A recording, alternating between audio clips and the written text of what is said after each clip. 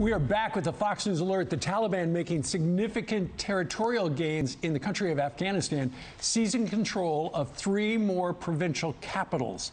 The escalation comes as the United States nears complete withdrawal of combat troops in the region. Here now to discuss is U.S. congressional candidate and Army veteran, Wesley Hunt. Wesley, good morning to you. Good morning. Happy to be here.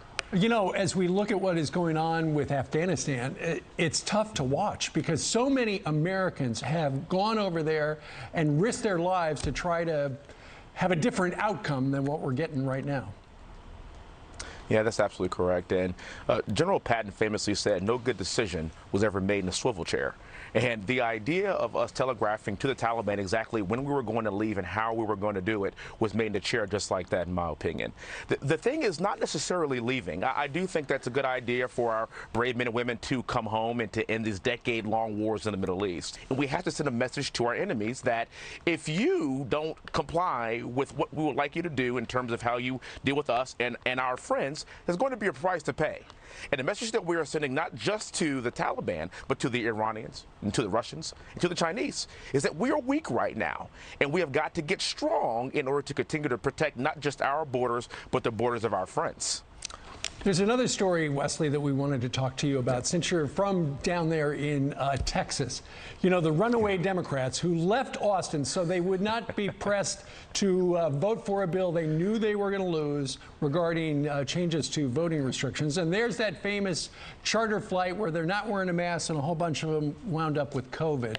Well, now, 22 of them are suing the governor and other Republican officials. Part of their lawsuit says the plaintiffs, the Democrats, have been deprived of liberty for substantial periods of time, suffered much anxiety and distress over the separation from their families, and much discomfort and embarrassment, and their reputations impaired.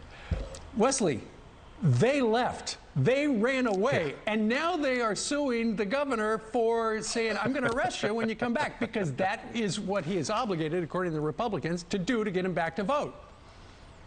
Yes. Well, now we're talking about the good old Frederick Douglass Freedom Fighting 51 and their hypocrisy.